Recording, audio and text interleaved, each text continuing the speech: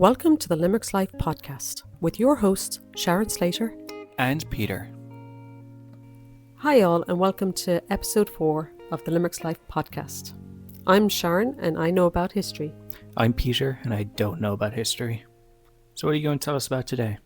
So we need to start with the soothing sounds of pig squeals. Very soothing, very calming. I know it's a far cry from the theatre, but that's where our story starts, in a bacon factory.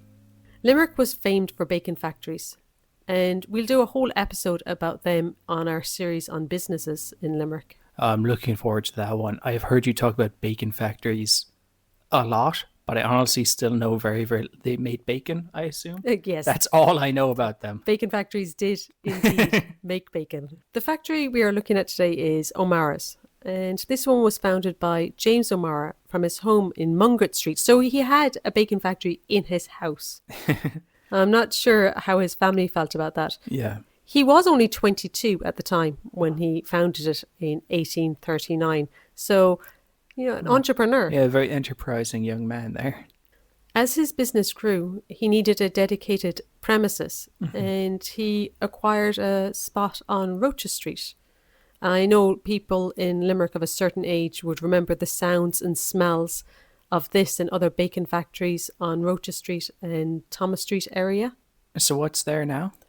Well, the O'Mara Bacon Factory, it's gone. They demolished it, and now there's a car park on Roches Street. You know the one that has the flying fish mural where the fish is flying out of the water and the two men? I know the one. In that spot, that's where the factory was. So James O'Mara grew his business and his family at the same time. He had 13 children. Oh, 13. Every story people are having so many children. It was the way of the time. But he waited until the 9th of his 13 children to name one after himself. I suppose by the 9th one, they were probably running out of names. Definitely unique new names. So he had James O'Mara Jr. He was known as Jim. Mm-hmm. And he married Midsie McKenna in 1884. 2 years later, James Jr. was shipped off to London as the agent for the family's business. So as an agent for the company, what kind of work would that entail? Would it be finding new buyers or expanding the production or what? Well, at this time, when Jim was over in London, his father had retired and his brother Jack O'Mara was the managing director of the O'Mara Bacon Factory. Mm-hmm. So this was the late 1800s. And Jack was invited to Russia by Tsar Alexander III. Oh, we're back to Russia again. That we are. We're never too far away. Yeah, this was the same period that Margareta Edgar was over in Russia as well. So perhaps she had some Limerick ham from home. I'm sure she enjoyed that. So the operation in London, it was like the trading post for bacon from Russia to come into London. Oh. So Jim was in charge of overseeing that, of overseeing bacon coming from Ireland, but also from Russia into London to go around the rest of England and the rest of the world. Yeah. So this company had pretty far reaches. Was it unusual for bacon factories at the time to be so widespread around the world? Absolutely not. Limerick bacon factories were everywhere. Limerick ham was kind of a synonymous name with good quality product. It was even said that Queen Victoria would have Limerick ham on her table. So in the 19th century, bacon from Limerick was the thing. It was like the Wagyu of the time. Yeah, it was like that new chocolate craze that's going on. Oh, the Dubai chocolate, yeah. That's the one. But anyway, so James Jr., he was in London taking care of all of this. And himself and his wife had 4 children. There was Nora, who was known as Daisy. They had her exactly 9 months after they got married. Ooh. So they had a great honeymoon. Yeah. James was born 2 years later, Margaret 2 years later again, but both of them, sadly, they died in infancy. They were young when they died. Yeah. And then the baby of the family, Mary Constance, known as Connie, was born on September the 8th, 1891. Do we know where she was born? Was she baptized? We know that she would have been baptized Catholic. I found the records for 2 of her older siblings for where they were baptized, but she wasn't baptized in the same church. So I don't know the church, but I do know they were Catholic. Yeah. Sadly, the death of her older siblings was not the end of her trouble.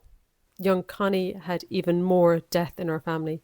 She wasn't even 2 years old, and her father died of heart disease after a short illness. He was only 34. Only 34. Wow. Yeah. His remains were brought back to Limerick by train, and he was buried in the family grave in Mount St. Lawrence Cemetery here in Limerick. His remains were brought by train to Limerick. Where did he die? He died in London, and when I say his remains were brought by train, they were also brought by boat. Oh, so they shipped him over on the boat and threw him on a train. Yeah, I see. they didn't throw him on a train. They Yeah. gently placed his coffin Very in, carefully in stowed the him train. away. His obituary was in the Limerick Chronicle on the 8th of July, 1893, and I'm going to read what it said about him. The remains of the late James O'Mara, son of Mr. James O'Mara, J.P., who died on Thursday in Peckham, London, after a short illness, arrived here today by the midday train from Dublin. At the station, a very large number of citizens was assembled, including the mayor and several members of corporation. A very large number connected with the bacon trade. Everywhere the utmost sympathy was shown to Mr. James O'Mara in his great affliction. That was a nice obituary. Yeah, but sadly it was only the first of two obituaries to Connie's parents that would be happening in very short order. Oh. Her mother, Minzy, died 5 years later, and her remains returned to Ireland as well, but went to Offaly instead of Limerick. That's where her family were originally from. So Connie would have been 7? 7 years old. And That's there was a only rough start. only her and her sister Daisy left. I guess at least they had each other. Yeah. The sisters were brought back to Ireland, and they travelled between family members and school as children, spending most of their lives in Limerick and in Offaly. Do we know why they moved around so much? Were they troublesome? Were they messers? No, not at all. It just tended to be family members who took them in. Oh. They didn't really belong to anyone, but were way too well-to-do to go into an orphanage. Yeah. We know that in 1901, Connie was living with her widowed aunt in Tullamore, County Offaly.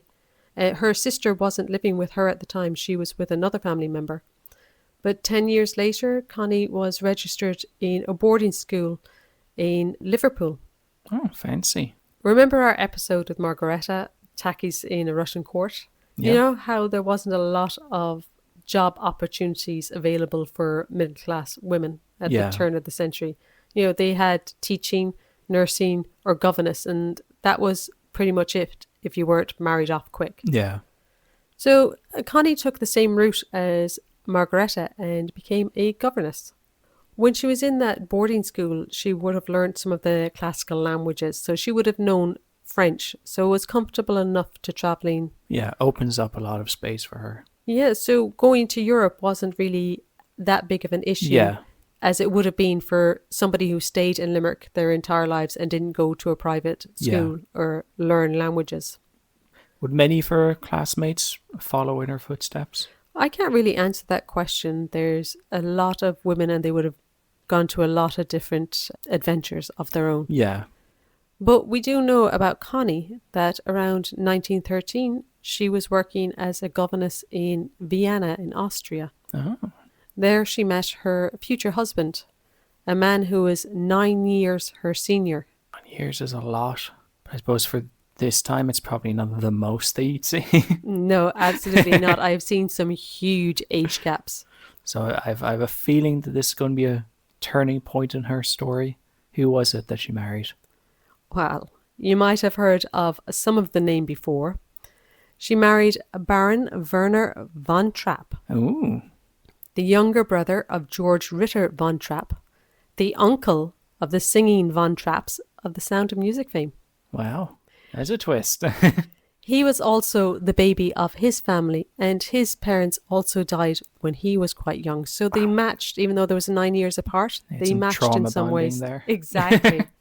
We know that they had a very quick engagement, and they were married on the 9th of June 1914 in Chapel Hoos in Foom, which was then part of the Austro-Hungarian Empire. And I hope nobody is from either of those areas and can pull me up on how I'm pronouncing them. We know her sister Daisy attended the wedding as well. And this wedding was announced in all the social newspapers. Yeah. It was in the It was ladies' a big magazines. deal. It was a reasonably big deal. Was Daisy still living in Ireland at this point? Did she just come over for the wedding? Or The wedding took place in the Austro-Hungarian Empire. And Daisy had travelled from Ireland to be there to witness it. Yeah. I see. So now, Connie O'Mara. Sometimes I'm going to refer to her as Connie O'Mara because we have another Connie coming up later. Was officially Baroness von Trapp. I love that name. Baroness von Trapp would be a sick rap artist name. That'd be so good. I'm going to use the word sadly again. Oh no. Never-ending sadlies in history. That's what I found so far in this show. About a month after her wedding, the First World War broke out. Oh, Yeah, and she was in the Austro-Hungarian Empire, and the First World War was all around that area. that's a very inconvenient timing. So her new husband, Werner, was called up to fight. And meanwhile, Connie was pregnant. While Werner was away at war, Connie had a daughter who they also named Connie, just to add to the confusion. Just for confusion. We yeah. love when they have the same name multiple times. You know, it's one of our key things. So Connie Jr., she was known as Connie Baby among the family. So sometimes I'll refer to her as that.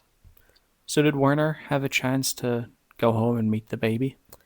We don't think so. Unfortunately, on the 2nd of May 1915, Werner was killed in combat. Werner's brother, George, because there was only one brother, Yeah. was due a son in December that year and named him Werner in his memory. Oh. That nephew is portrayed as the character Kurt in The Sound of Music. Oh. Do we know what battle Werner died in? We know he was in Gallica in Austria, and he was only 31. 31? Yeah. A lot of young ones in this story. Within just 1 year, Connie O'Mara von Trapp, the Baroness von Trapp, was married, mothered, and widowed.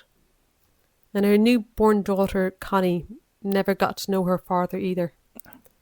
It's not the best trend to have in your family. No, it's just one thing after another. Meanwhile, back in Ireland, Connie's older sister Daisy was living with her aunt Kate O'Mara in Auburn Villas in O'Connell Avenue. And on the 27th of November 1914, she got married as well. Her new husband was a Dr. William J. O'Sullivan of William Street, and they got married in St. Joseph's Church in O'Connell Avenue. We don't know if Connie came back for this wedding. It's kind of unlikely because she was pregnant at the time, and this was the middle of the war as well. Probably not the best time to be going across the water to see family. That's it. After the death of her husband, did Connie go back to Daisy in Ireland? No, what she did instead was she moved in with her in-laws, the singing von Trapps. Her sister-in-law Agatha, her mother had a country house in the middle of nowhere, and they went there to wait out the war. And at that time, there was Agatha, who was the mother of the singing von Trapps. Her husband was also gone away to war. Yeah. So there was these two sister-in-laws, baby Connie and Agatha's first few children as well. So it was a nice country house. Yeah. Do we know much about the house? Was it very luxurious, or was it just a place they had to go for the war? We know it was a lovely house in the mountains with the Boreen road going up to it. Very isolated and away from danger, but still had enough conveniences for people of their stature in society. Some of the time up in this isolated mountain lodge was remembered by Connie's niece, Agatha von Trapp, another person with the same name, but she was Liesel, who sings I Am 16, Going on 17 in the film Sound of Music. So she said, since Auntie Connie was Irish and knew only a little German, Grommy, the name she gave to her grandmother. Crummy. And her family spoke English most of the time. Yeah. As strange as it may sound, I believe God saw to it that we acquired English at an early age, the knowledge and the feeling for the very language we would need in what would eventually become our home, America. So Connie O'Mara's presence was very important for the children in their future. Absolutely. Without having that knowledge of English as a base level, I think going over to America as children in their later lives, as we see in the film A Sound of Music, Yeah. would have been much more difficult for them. And Yeah, everything would have been less accessible for them. it was only that Connie was there and didn't have German that they spoke English. So what happened after the war? Once Connie was free to travel again, she moved back to Limerick to Daisy and she brought her baby with her, Connie baby. Connie baby. But that didn't last long, as Agatha, the niece, Liesel, remembers one day Mama called us all together and said, I invited Aunt Connie and Connie baby to come and live with us. In Ireland, there is a terrible war and they are not safe. You must accept Connie baby as one of your sisters because she has lost her father and has no brothers and sisters. We promised to do just that. Of course, we older children already knew them from our time together during World War One, after which Auntie Connie and Connie baby had returned to Ireland. So what you're saying is, at the time, the Civil War in Ireland was viewed as more dangerous than Austria during the First World War? Sort of, yeah. The Civil War in Ireland also solved the Von Trapp family nursery problem. Connie was put in charge of all of the little ones, her own daughter and her nephews and nieces. This was the early 1920s, and the Von Trapp children were delighted to have their aunt and cousin come to stay. Agatha, her memoir is a lovely little one. She says of it, Aunt Connie loved children. She had a good heart and a sense of humour, and she could maintain discipline. Mama was glad to have an intelligent relative in the house to discuss children and housekeeping. Aunt Connie's philosophy on life was live and let live. She knew what heartache was. Oh, that was sweet. It was. Yeah. Also, I'm not sure who else was in the house that there was that slight on other people's intelligence. There was also a description of Connie working with her sister-in-law to make the children knee-high snow boots using heavy felt and brown carpet material that they had around the house. That sounds comfortable. It also sounds familiar if you're watching The Sound of Music. There was a few times when homemade clothes were made, and Yeah. they were often made by Aunt Connie. So Connie was looking after the children when Agatha, their mother, got sick of scarlet fever and died of it in 1922. Would scarlet fever deaths have been common at that time?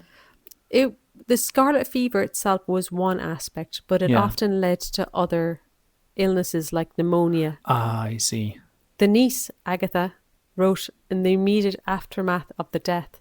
She said that some of us started to cry and Aunt Connie tried to comfort us. Now you will be our mother, I said to her, not really meaning for her to replace Mama, but in my 9-year-old mind, I sensed a mother was needed.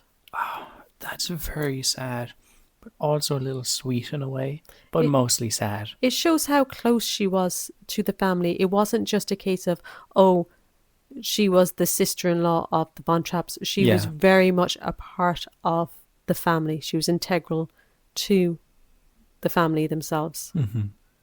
She ended up staying with the family to help them get back to, gonna quote, normal after the death of their mother.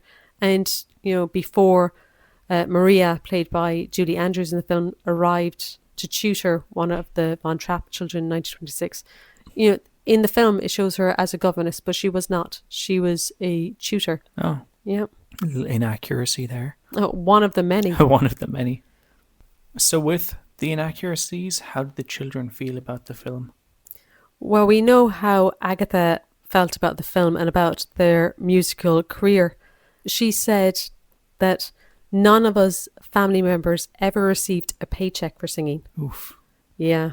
The arrangement among them was that they worked together and each received what he or she needed. Maria had suggested this and called it Christian communism. Yeah. The best branch of communism. So we also know from Agatha that they had no control over their portrayals in the musical. Yeah. And this was partly because in 1956, Maria had sold the rights to their story to a German movie producer. Oof. Yeah, it wasn't very Julie Andrews of her. Yeah, not at all. Do you have any other fun facts about the production? Well, Agatha, so Liesel, was portrayed as having a male love interest in the film. But in real life, she left home to pursue a career with a quote-unquote friend. A friend. Mary Louise Kane. And they started a kindergarten together and worked there for 37 years. Oh. They lived together all that time until they retired. Both of them retired at the same time. Yeah. And they continued to live together in an apartment until Agatha's death in 2010. That's very recent. It is. 2010. Yeah. She was one of the last of the singing children to go. She in her 90s then? Yes, she would have been in her 90s. Wow. But, she lived together with her friend all of this time. Yeah. So this episode is about Connie. So what was her next step? What was the next part of her story? Well, before Maria arrived in the household, Connie and her daughter had moved in with her, now wait for it, with her late sister-in-law's mother. Okay, I'm trying to work out that in a family tree image in my mind. So this was the maternal grandmother of the Von Trapp singers. Oh, okay. Who she lived with during the First World War. Yeah. So the grandmother's father-in-law, Robert Whitehead, invented the torpedo. The torpedo? Yeah, and this was quite lucrative. I can imagine. Agatha, so the sister-in-law, Von Trapp, had shares in this company and had a large fortune in her own right. And that's what helped her be able to start her family. Her husband, the Von Trapps, were not as well off as the Whiteheads were. Yeah, shares in that company would be, for that time, very lucrative. Oh, especially coming into the First World War. Yeah. It was bang up prime money. time. So yeah, Connie and her daughter lived with her sister-in-law's mother and took care of her for years and years. All the while when the singing Von Trapps had left Austria for the United States. They stayed in Austria. Yeah. In her 40s, Connie O'Mara Von Trapp remarried. This time, her husband was 7 years her junior. Oh, that's a twist. So he had the lovely, elaborate name of Count Johann Herbert of Herbertstein Castle. That's a good name. So she got to change her name once again from Baroness Von Trapp to Countess Herbertstein. Both are cool names. I slightly prefer Baroness than Countess. All this time, as she was raising her name through the ranks, she never forgot Limerick and visited several times both as a baroness and a countess. Mm-hmm. We know that her daughter also visited and stayed with the O'Mara cousins in Strand House, where the Strand Hotel is today. Oh, it's a nice spot. The O'Maras were also related through marriage to the novelist Kate O'Brien. But that's kind of a story for another day. Ooh, a teaser. Interestingly, when young Connie Von Trapp, baby Connie, got married, she decided to keep her own name. So she stayed as a Von Trapp until her own death. She also had an aunt. There was the two brothers that we have talked about so far, but there was a sister, Hetty Von Trapp. Oh. And she was an artist and poet in her own right and deserves a completely different podcast. If somebody's doing them about Vienna in Austria, they might dive into her. Vienna's life. Vienna's life, exactly. So what were the O'Maras up to at this time? Well, famous singers were not only on the Von Trapp side of Connie's family. Ooh. The O'Maras, they produced their own. We're going to go into Agatha's memoir again She remembered after their mother died that one evening Connie and her father took the 4 eldest children to see an opera, Hansel and Gretel, in Vienna. And I'm going to quote what she says. At one point in the opera, the stepmother put a pan of eggs on the stove and stepped aside to sing her aria. To Werner, age 6, who was watching the stove in rapid attention, the aria seemed too long. Standing up in his seat in our box, he shouted down to the stage, "The scrambled eggs are burning!" Papa was embarrassed, but Aunt Connie just smiled and told him to be quiet and explained that the eggs were not real. I think she secretly enjoyed that he did it because she had a very good sense of humour. So Werner, she would have had a strong connection to him as well, because that was the son that was named after her late husband.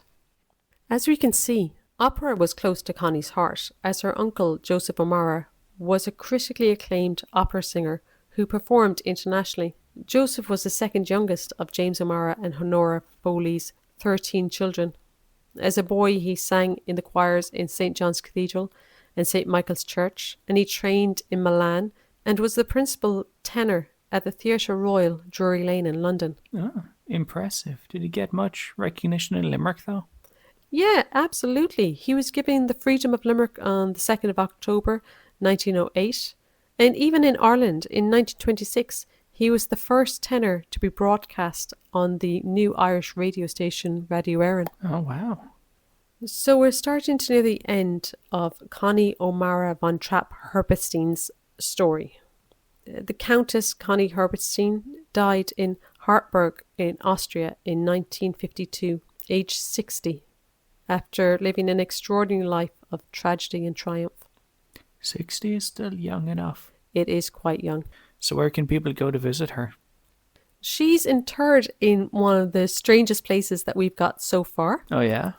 In Herberstein Castle Vault. Oh, that's very fancy. Isn't it? It's a very impressive looking castle. If you look it up on Google, you'll be able to find it. And if you're ever over there, I believe it's open to the public, so you can go and, knock on the vault door. Yeah. Well, maybe don't knock on the vault door.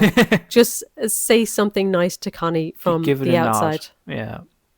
So do you have any questions on Connie's story? No more questions. But I should rewatch Sound of Music. I feel like I'll have a greater appreciation for it now. Let's go press play. Bye for now. Bye-bye. Find out more about this and other Limerick stories at limerickslife.com and check us out on our social media. You can find Limerick's Life on buymeacoffee.com. Mine's a decaf. And mine's a latte.